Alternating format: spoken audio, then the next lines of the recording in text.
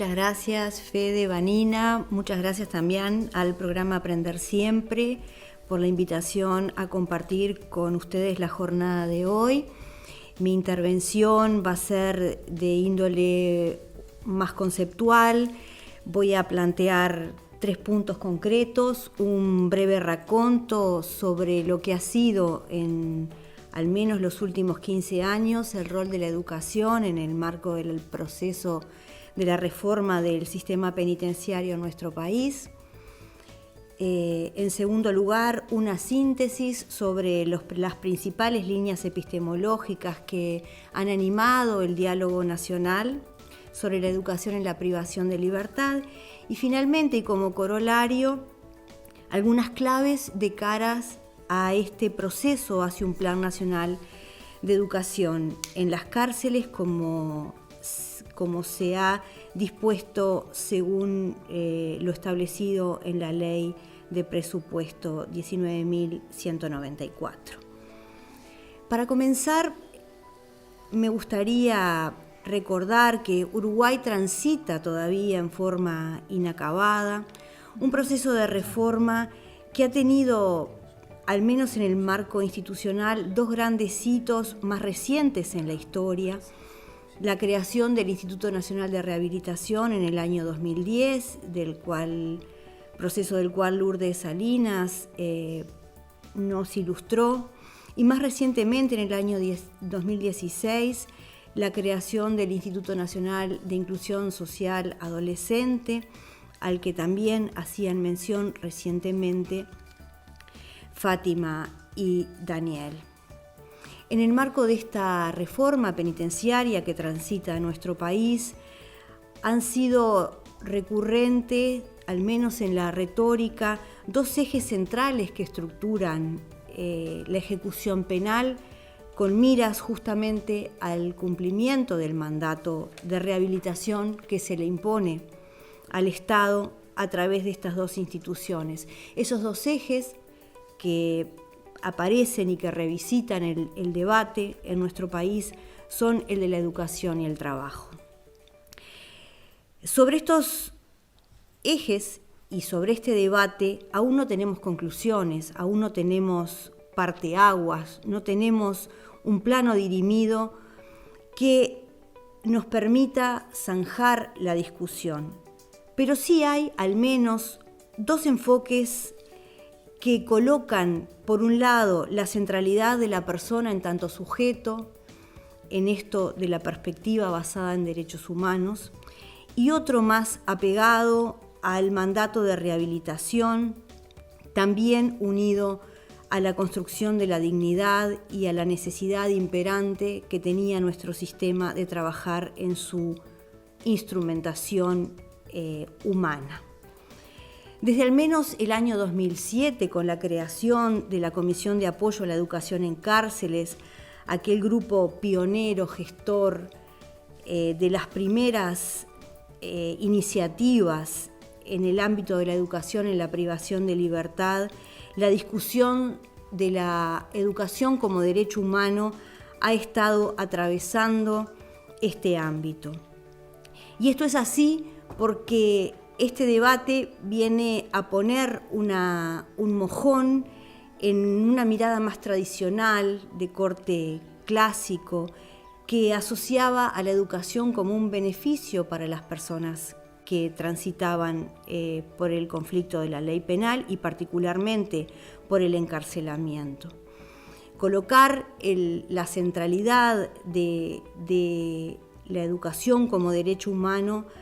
fue un puntapié fundamental para poder comenzar a dialogar interinstitucionalmente desde un marco mucho más armonizado con los estándares internacionales de protección de los derechos humanos, pero también en consonancia con el imperativo de la humanización y de la dignificación de las condiciones de vida de las personas privadas de libertad y, por supuesto, de la plena garantía de sus derechos en la total integralidad. Con este mojón de la CAEC también se recoge, de alguna manera, por decirlo así, el guante que contemporáneamente arrojaba quien fuera el relator de las Naciones Unidas para el Derecho a la Educación, Bernard Muñoz, que también editó en esa época, concretamente en 2009, un informe pionero y también de alguna forma dilemático, porque hablaba y ponía en el ámbito de la agenda pública y particularmente de la agenda sobre el derecho a la educación, el derecho a la educación de las personas privadas de libertad. Bernard Muñoz decía que el aprendizaje en prisión por medio de programas educativos se consideraba generalmente como una herramienta para el cambio y que su valor se jugaba justamente en relación con la repercusión que tenía la educación en el supuesto abatimiento de los índices de reincidencia y por supuesto de la reintegración. También en las oportunidades de empleo y en las posibilidades de que las personas de alguna forma retomaran la trayectoria de vida armónica de acuerdo al contrato social. Sin embargo, remarcaba Bernard Muñoz, la educación es mucho más que una herramienta para el cambio, es un imperativo en sí, es un derecho. Desafía todos los días, cotidianamente, en el contexto de privación de libertad, a todos los actores que se ponen en juego en esta función social preponderante, y estos desafíos que a veces parecen insalvables, tomando en cuenta la magnitud y las carencias estructurales de los sistemas penitenciarios del mundo y en particular de la región, de alguna forma también permiten aprovechar oportunidades sociales, económicas y culturales para tornar estas circunstancias en escenarios de respeto a la integralidad y a la inalienabilidad de los derechos humanos. Habida cuenta de los grandes déficits registrados en los sistemas, como decía, el relator recomendó particularmente a los estados que la educación de las personas privadas de libertad debía estar garantizada en los marcos legales de los respectivos países parte, consagrada en sus textos legales, que debía estar dotada de fondos públicos suficientes y que debía respetarse las normas establecidas en el derecho y en las directrices internacionales en materia de educación de jóvenes y adultos. No es casualidad que la Ley General de Educación número 18.437, en su artículo primero, consagre el derecho a la educación como derecho fundamental, declarándolo de interés general para el goce y el efectivo ejercicio como un derecho humano fundamental. Y para eso que también establezca que el Estado deberá garantizar y promover una educación de calidad para todos sus habitantes a lo largo de toda la vida y facilitando la continuidad educativa. La educación de calidad y a lo largo de toda la vida y con continuidad educativa incluye también a las personas privadas de libertad, y por este motivo, tras este proceso de discusión, de intercambio interinstitucional, la Ley 19.124 de Presupuesto Nacional, en su artículo 386, dispuso un nuevo cometido para el Ministerio de Educación, que es el de coordinar con todos los componentes del Sistema Nacional de Educación el accionar de todos los organismos que brindan educación formal o no formal en el sistema penitenciario, en todos sus niveles, llevando adelante un Plan Nacional de Educación en Cárceles y haciendo pública una memoria anual que registre las actividades, horas docentes e inversiones dedicadas al sector por el sistema. A esto se arriba tras una historia fructífera, ardua de trabajo de múltiples actores, de múltiples instituciones, no solo del sistema nacional público, sino también de los sectores privados, de la sociedad civil y, por supuesto, con el aporte también de la academia. Desde 2007 hasta hoy se han desarrollado múltiples iniciativas tendientes al logro de una política pública para la educación en la privación de libertad, sin pretensión de exhaustividad Entre los antecedentes podemos citar al programa de apoyo a la reforma de las instituciones para personas privadas de libertad que llevaron adelante el Estado uruguayo y el sistema de las Naciones Unidas en el Uruguay, con un eje muy central vinculado a la educación formal en la privación de libertad. También podemos nombrar a los diálogos de educación formal y no formal que promovieron la Fundación Entre Todos y la Fundación Konrad Adenauer para proveer de insumos estratégicos hacia una futura Estrategia Nacional de Educación en Privación de Libertad. Y más recientemente el programa Justicia e Inclusión, que en el marco de otros 4 sectores importantísimos desarrolló el de la educación para personas privadas de libertad y legó nada más y nada menos que a la Mesa Interinstitucional de Educación en Conflicto para personas en conflicto con la ley penal. Promovió y realizó el primer seminario internacional multitudinario sobre la educación en privación de libertad.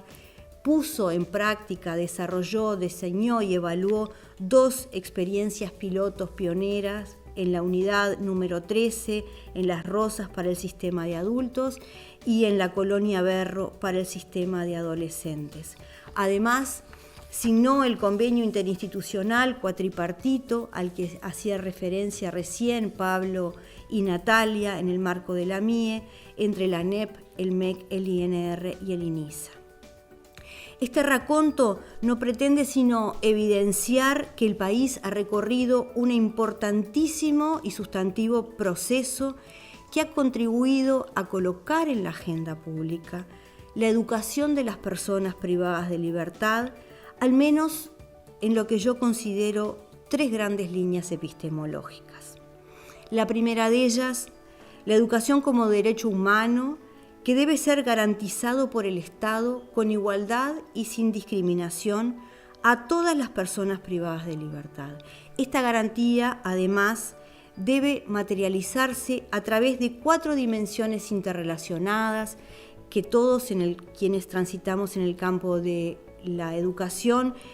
conocemos como las 4A y que son recogidas nada más y nada menos que de la Observación General número 13 del Consejo Económico y Social y que refieren a la asequibilidad o disponibilidad, la accesibilidad, la aceptabilidad y la adaptabilidad de la educación. Estas 4 dimensiones que de alguna manera traducen la calidad de la educación tienen particulares implicancias que ahora analizaremos en la privación de libertad.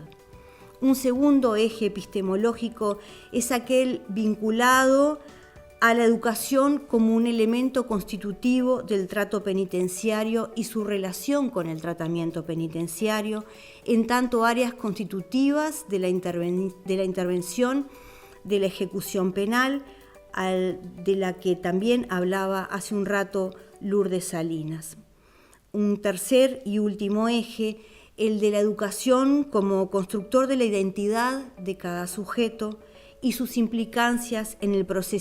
proceso del desistimiento delictivo, entendido como la cadencia paulatina por la cual las personas deciden construir proyectos alternativos al delito y alejarse de las conductas conflictivas con la ley penal. A continuación, voy a intentar abordar sintéticamente cada una de estas líneas epistemológicas. Sobre la educación del derecho humano y la implicancia de las 4A, quisiera referir a la asequibilidad o a la disponibilidad de las propuestas en la privación de libertad y su implicancia en programas y planes de educación en distintos niveles y modalidades, pero no solamente, sino también a la presencia de docentes capacitados, infraestructura, equipamiento, materiales didácticos suficientes y adecuados. La disponibilidad o la asequibilidad no es más que el nivel básico para el desarrollo de las propuestas educativas. A pesar de los grandes avances impulsados en este proceso de reforma y en este proceso de concientización sobre la necesidad de la educación en la privación de la libertad, la oferta en las cárceles y en los centros de INISA no siempre logra responder a las demandas. Estas demandas de alguna manera también se traducen en una escasa presencia de la formación técnica, por ejemplo, las debilidades para la detección de los niveles de alfabetización, sean estos de analfabetismo total o de analfabetismo funcional. También la inadecuación persistente de la infraestructura, el equipamiento, los materiales, los dispositivos educativos y también otros arreglos complementarios y de nivelación de competencias para las personas destinatarias. Además, una oferta centrada en las posibilidades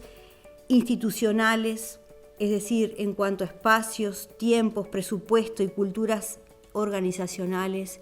pero no ya en las necesidades y en los intereses de las personas que reciben esa oferta educativa. Todavía, además, predomina la lógica estructurante de la seguridad, la que no siempre armoniza con la educativa. La educación, además, particularmente debería ser accesible para todas las personas privadas de libertad, además de no ser discriminatoria por ningún motivo, y en este contexto se señala especialmente las razones invocadas en la seguridad o en el perfil de peligrosidad de las personas, que son un continuo para vedar el derecho al acceso a la educación. Esto quiere decir que la educación se entiende como, además de como un derecho, como una necesaria medida afirmativa para que esta población, que es, como decía Lourdes hace un rato, predominantemente joven, con escasos niveles de escolarización, altos índices de analfabetismo total o funcional, con escasas trayectorias de adscripción al empleo formal, usuaria problemática de drogas, con importantes índices relativos al deterioro de la salud psicosocial, sea incluida en el elenco de acciones que se desarrollan en la privación de libertad. Pero además, en atención del contexto y sus necesidades dinámicas, entre las que la educación, la capacitación, la empleabilidad es un riesgo criminógeno mayoritariamente presente, las respuestas educativas, en su sentido más amplio, incluyendo lo formal y no formal, la formación profesional y para el mundo del trabajo, la educación emocional y para el desarrollo de habilidades prosociales, deberán ser heterogéneas, integrales, pertinentes y equitativas respecto de la oferta extramuros. Y para eso la brecha todavía continúa siendo muy profunda. Finalmente, relativo a este eje, los mayores déficits estructurales en el sistema penitenciario, como la superpoblación, la infraestructura y los patrones de discriminación, invisibilizan a colectivos que, si la población privada de libertad en general todavía accede deficitariamente al derecho a la educación, algunos colectivos específicos tienen una situación aún peor. Y me refiero fundamentalmente a quienes reúnen un conjunto de vulnerabilidades multiplicadas: la población del colectivo LGTBI, las personas en situación de discapacidad, las personas extranjeras, las personas afrodescendientes, las personas adultas mayores, en tanto grupos bastante invisibilizados aún dentro de la privación de libertad. El tercer indicador de la calidad del derecho a la educación es el de la adaptabilidad, que implica la necesidad de adecuar las propuestas disponibles a la relevancia, a la pertinencia para quienes las transitan. Dada la importancia de la educación en todos los sentidos, el de la construcción de dignidad, el de desarrollo de competencias para la construcción de proyectos alternativos al delito, el de la construcción de identidades alternativas a ese destino manifiesto de ser delincuente, la oferta y sus distintos componentes, tanto en la malla curricular, la metodología, los horarios, las grillas, los sistemas de evaluación, los equipamientos, la infraestructura, el mobiliario, todo esto necesita volverse pertinente al contexto, a los intereses y a las posibilidades de las personas que habitan en esta circunstancia de la privación de libertad. Y en relación con la continuidad educativa y la educación para toda la vida, la educación también en privación de libertad debería promover la armonización de la oferta con las propuestas posteriores a la privación de la libertad en un continuo que asegure que la educación realmente es con continuidad. La mirada en el egreso, entonces, debe estar presente desde el día 1 en que la persona ingresa a la privación de libertad, y variables como la edad, el género, la trayectoria educativa y laboral, si la persona habita o proviene de una zona urbana o rural, los estilos de aprendizaje, las necesidades especiales, los intereses, las motivaciones son centrales para la adaptación de las propuestas. Y por tal razón, las personas deben ir al centro. La participación de las personas privadas de libertad en la construcción de la demanda de formación es sustantiva y es impostergable. La aceptabilidad de la educación en la privación de libertad refiere también a la satisfacción de las personas y de los grupos respecto de la propuesta que reciben y conecta directamente con factores socioemocionales como la autoestima, el respeto, la superación de la soledad y el aislamiento tan característicos de la privación privada de libertad. El clima institucional dado en muchos establecimientos penitenciarios, el hacinamiento, la segregación, la violencia interpersonal, el miedo, el autoritarismo, los malos tratos, todo esto es parte de ese juego que se desarrolla y que de alguna manera está mediado por esta educación y que, si tiene pretensión de ser aceptable, necesita ser revisitado. Por ello, resulta también sustantivo incluir la evaluación de la oferta y sus distintas propuestas por parte de las personas privadas de libertad. Y finalmente, en estos procesos de intercambio transitados que he narrado, ha sido resaltado el enfoque de desarrollo humano. Ciertamente, la educación de las personas privadas de libertad está directamente relacionada con el trabajo, por la etapa vital en que esto sucede. Y en esta relación, el desarrollo de competencias para el mundo del trabajo, pero también de habilidades socioemocionales que permitan a las personas reinsertarse armónicamente en sus comunidades y más particularmente en el marco del contrato sociolaboral, resultan fundamentales. En este sentido, explorar conceptual y empíricamente cuáles son esas relaciones entre el mundo de la educación y el mundo del trabajo es sustantivo en el ámbito interinstitucional. Por eso se han identificado, y así hemos traído al diálogo recurrentemente, un conjunto de principios que articulan el binomio educación y trabajo de cara a la generación de proyectos de vida alternativos al delito que pretendan generar reales oportunidades de rehabilitación para las personas privadas de libertad. En el eje epistemológico de la educación como elemento constitutivo del trato penitenciario y su relación con el tratamiento, recordemos que la primera de las áreas, el trato, organiza aquellos programas, aquellos cursos de acción que están orientados a garantizar los derechos, el ejercicio de los derechos humanos en la privación de libertad, y particularmente la educación en esta área juega un rol preponderante, no solo en su cariz de derecho humano fundamental, sino en su cariz de herramienta fundamental para la promoción de la integral de los demás derechos en el conjunto indivisible de los derechos humanos. En este conjunto de riesgos criminógenos asociados a la conducta delictiva, aparece la función del tratamiento penitenciario, y la educación allí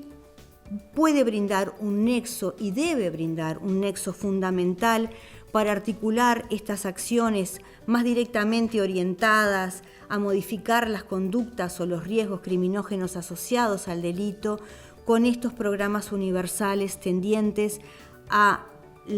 componer el escenario para el desarrollo de la dignidad de las personas. El último eje epistemológico que me gustaría citar es el de la educación como eje constructor de la identidad de cada sujeto y cuáles son las implicancias de este eje en el proceso del desistimiento delictivo. El paradigma del desistimiento, entendido como el abandono de las conductas delictivas, identifica al menos 3 amplias perspectivas teóricas en el proceso: el de reforma del proceso de maduración de las personas, la teoría de los vínculos sociales y, finalmente, una teoría narrativa. Estos 3 elementos se conjugan dialécticamente y sugieren que los lazos con la familia, el empleo, los programas educativos tienen particular implicancia en las personas jóvenes y adultas que deciden cambiar la conducta delictiva durante el transcurso de sus vidas. Cuando estos lazos existen y son positivos, crean un interés particular en razón de encaminarse hacia nuevos proyectos de vida. Pero cuando están ausentes, las personas que delinquen tienen menos que perder al continuar sus trayectorias. Estas teorías, además, emergieron de investigaciones cualitativas que acentúan cuál es el valor de los cambios subjetivos en la percepción de las personas y también de su propia identidad, reflejados en cambios motivacionales, mayor preocupaciones por los demás y más consideraciones por el futuro. Dentro de esta perspectiva es interesante mirar que la educación en la privación de libertad tiene al menos 3 sentidos particulares que hemos logrado relevar a lo largo de estos años de trabajo conjunto. La educación opera como un disparador del cambio porque introduce nuevas y diferentes formas de pensar, estilos de vida alternativos. Por eso suele ser vista como un gancho, como una motivación que promueve nuevas formas de ser y de identificarse, rompe con esas identidades duras, instituidas, tan necesarias a veces para la supervivencia dentro del mundo hostil de la cárcel, pero que de alguna manera también preconfiguran una suerte de destino manifiesto del cual no se puede salir. La educación, en este sentido, humanizadora por excelencia, promotora del vínculo con los otros, se relaciona con el proceso de participación en la actividad educativa y en esto de crear un nuevo yo brinda una oportunidad estructural para desarrollar esta nueva identidad. Un segundo sentido de la educación como medio para adquirir competencias, particularmente para el mundo del trabajo, nuevamente citando la preponderancia de este binomio en la etapa vital de las personas. Estas competencias sirven además para validar externamente a estas personas y estas nuevas identidades que se generan en el marco de la pretendida rehabilitación. Y también tienen un correlato en la autoimagen valorizada de las personas. En este sentido, la educación es considerada también como un medio para acceder al mercado laboral, ¿por qué no?, ya que proporciona habilidades, cualificaciones que requiere este sector. Y este sentido también asume un rol clave porque las preocupaciones financieras son una de las motivaciones clave en la conducta delictiva, también reconocido como un riesgo criminógeno. Por ello, el fortalecimiento de las habilidades para el mundo del trabajo, las competencias en este sentido son fundamentales en el ámbito de la educación. Finalmente, un sentido de la educación como espacio seguro, un sentido que si conversamos con las personas privadas de libertad es omnipresente. Dentro del entorno penitenciario hostil, de un clima emocional realmente muchas veces marcado por la violencia, por las relaciones problemáticas entre pares, pero no solamente, sino también con toda la comunidad penitenciaria, la educación brinda un entorno distinto, un espacio seguro para que las personas privadas de libertad desarrollen esas identidades distintas a aquellas que son necesarias para supervivir en la jungla. La educación es por definición humanizadora, prosocial, promotora del desarrollo integral de las personas y por tanto su contrapeso al efecto dañino de la cárcel resulta sustantivo. La educación como espacio seguro es entonces también una posibilidad para quitarse la máscara y para relacionarse con los otros, con los docentes y con los funcionarios, desde códigos, disposiciones y actitudes diferentes. Se puede participar genuinamente desde el rol del estudiante, un nuevo rol, una nueva identidad absolutamente válida y necesaria en vidas que están tan rotas. Como punto final de esta intervención, me gustaría introducir algunas claves que todo este proceso de diálogo nacional, que lleva ya más de una década, son prácticamente 15 años de trabajo conjunto entre las instituciones y los actores clave, se colocan algunas perspectivas de caras a la posibilidad de un Plan Nacional de Educación en las cárceles. Pensar la educación en la privación de libertad en clave de política pública podría tener al menos dos aspectos inmediatos de impacto. El primero, el desarrollo de acciones efectivas que signifiquen verdaderas oportunidades para las personas privadas de libertad, y un segundo impacto relacionado al uso eficiente de los recursos públicos. Para lograr estos impactos existe una condición que es imprescindible y que es que el centro de las acciones deben ser las personas a las que van destinadas. Por ello, es preciso conocer pormenorizadamente cuáles son sus necesidades y cuáles son también sus factores de protección. No solo debemos quedarnos en los riesgos. Al respecto, diversas investigaciones y el metaanálisis a nivel de la investigación comparada señala que así como existe un conjunto de riesgos dinámicos asociados al comportamiento delictivo, existe otro grupo de factores que opera como protector frente al delito. Y entre los principales factores de protección se señalan las buenas habilidades y las experiencias exitosas en el manejo y la solución de problemas, los vínculos familiares adecuados en la niñez y en la adolescencia, en particular la supervisión parental, las relaciones personales seguras y en especial las redes que producen capital social y las oportunidades educativas de progreso académico. En este sentido, resulta fundamental avanzar hacia acciones estatales que se estructuren en torno a los requisitos fundamentales que caracterizan las políticas públicas. Para ello es necesario desarrollar lineamientos que por un lado sean planificados y sustentables con tiempos de ejecución de mediano y largo plazo, que permitan la racionalización de los recursos disponibles y que generen acciones mensurables sobre bases confiables y trazables de información, que esas bases y que esa información además sea transparente y de acceso público para todos y para todas, que aseguren la participación de los actores involucrados y del saber experto, y finalmente que cuenten con una institucionalidad y estructura profesionales adecuadas. Una parte de este conjunto de características comunes a las políticas públicas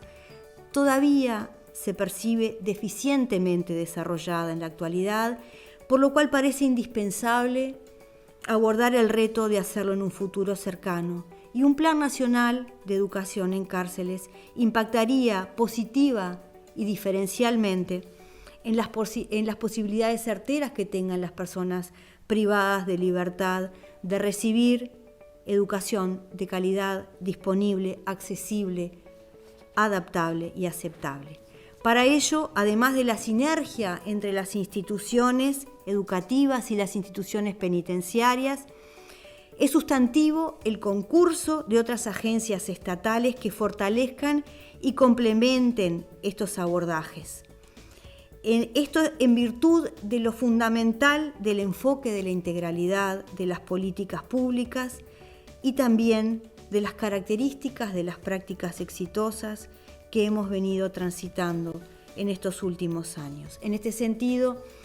el binomio formación, educación y trabajo resulta neurálgico. La educación ha de canalizarse además para maximizar las oportunidades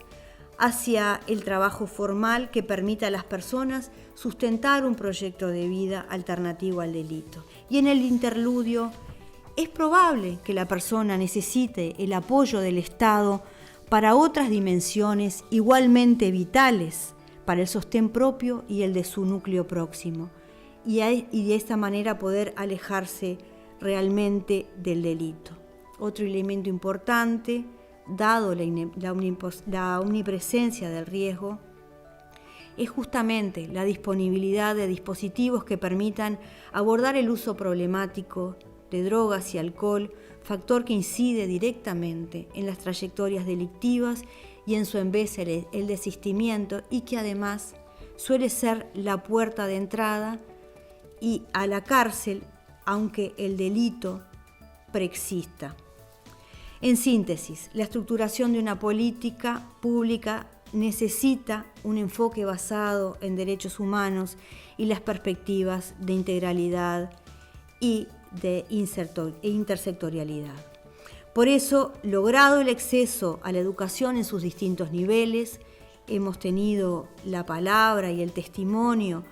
de los distintos organismos educativos que brindan la oferta educativa en la privación de libertad, resulta sustantivo avanzar en otras dimensiones.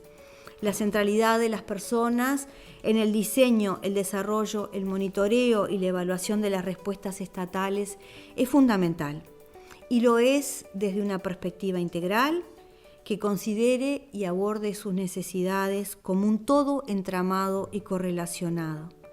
Por eso, la respuesta también tiene que ser intersectorial y orientada a las distintas dimensiones del ser humano integral, y que además desarrolle acciones afirmativas que atiendan sus vulnerabilidades. Un segundo elemento, un modelo de intervención, que no tiene por qué ser universal, pero sí debe estar directamente relacionado con la política pública consensuada, que tenga la ductilidad necesaria para su adaptación a grupos específicos, la necesidad fundamental de mirar con perspectiva de género y también de mirar la situación de las madres jefas de familia, las personas extranjeras, las personas en situación de discapacidad, las personas de la comunidad LGTBI, las adultas mayores, entre otras, y también contextos particulares de la privación de libertad de adultos y de la privación de libertad de adolescentes, los niveles de seguridad de los establecimientos, la duración de la pena como variables que atraviesan este complejo entramado. Tomando en cuenta el principio de normalización, al que también ya refirió Lourdes, que mencionan las reglas Mandela, es deseable que la intervención en la privación de libertad se asemeje lo más posible a la oferta desarrollada extramuros. Sin embargo, ello no desconoce las restricciones propias del contexto del encierro. En la intervención clásica, la lógica seguritaria que prima por sobre la de los derechos, y en el ámbito de la educación, lo que conlleva a la reducción de espacios, de tiempos, de oportunidades que redundan en el empobrecimiento de las propuestas. La generación de oportunidades reales para la reinserción de las personas y este mandato de rehabilitación que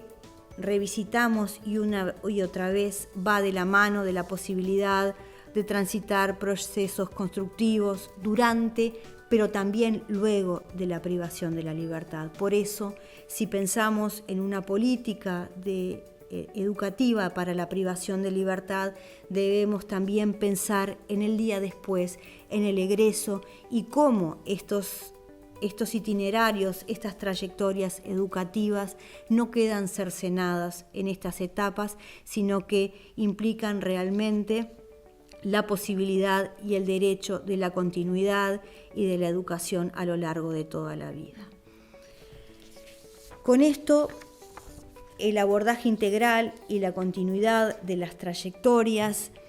podemos de alguna manera decir que existe un amplísimo acuerdo respecto de esta relación necesaria, continua y coherente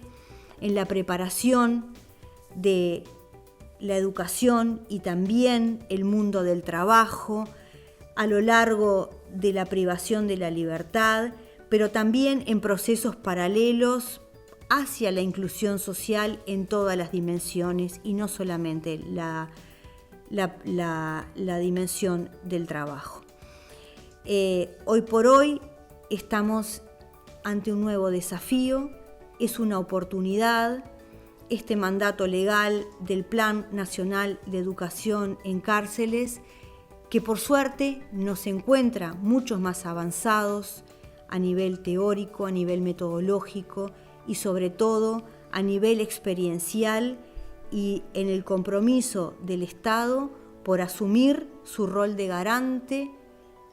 frente a las personas privadas de libertad y sus obligaciones positivas en materia de derechos humanos. La ejecución de la pena es una de ellas. Muchas gracias.